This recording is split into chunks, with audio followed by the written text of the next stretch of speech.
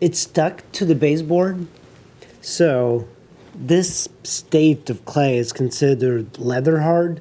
So that means that water is going to evaporate the clay, and we have hollowed it out on the inside, but we still need to hollow out just a little bit from the legs to the base.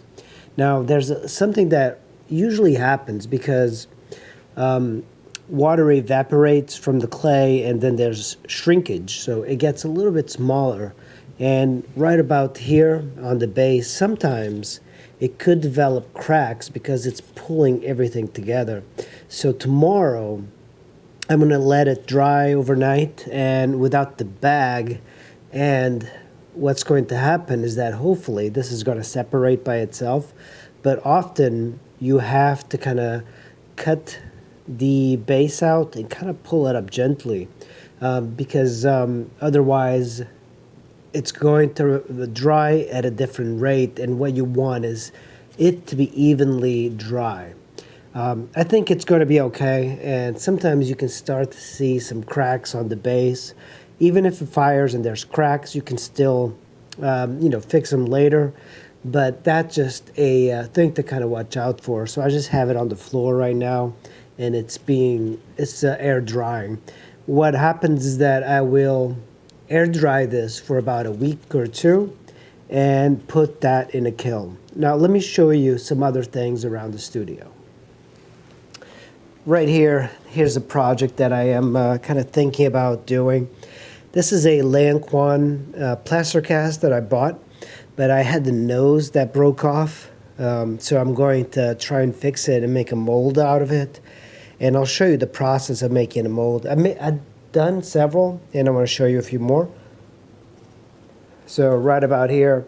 So these are plaster casts that I've done of various sculptures, in the past. This is the first plaster cast that I've done. You can see like I broke off the nose. And I made this out of latex. The polyurethane is actually better for making these copies. The molds are much thicker. They hold their shape much better. And here's a dead bird. This is, what do you call it?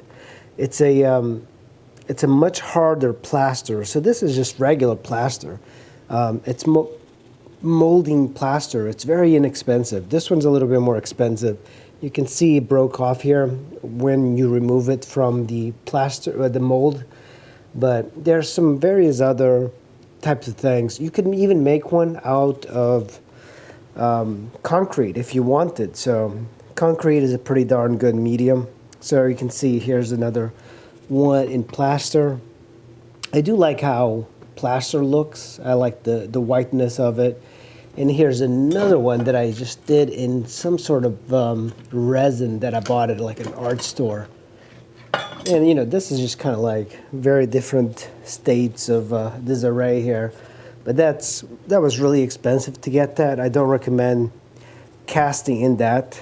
And then I have some other plaster casts that I made molds of. So this is just more my little learning type of casting that I've done. But also I have a few more things here. I have another dead bird sculpture that I did. And if you're interested in that sculpture, I do enjoy these. So these are birds that I find dead on the road or on the sidewalk, and I pick them up and I do sculptures of them. So, it's a little bit less recommended, but it was fun. And here is that plaster cast. You can see underneath I painted it as well. But that's a plaster cast of the alligator sculpture. And then I put, I think it was like a burnt sienna, and I think I kind of like that. And some of them turned out well. Some of them are a little bit rougher. But what happens is that when I pull the plaster cast off, it usually breaks right about here. You can actually see where I glued it here. But I think overall, I am not really used to doing my own like casting and plaster copies.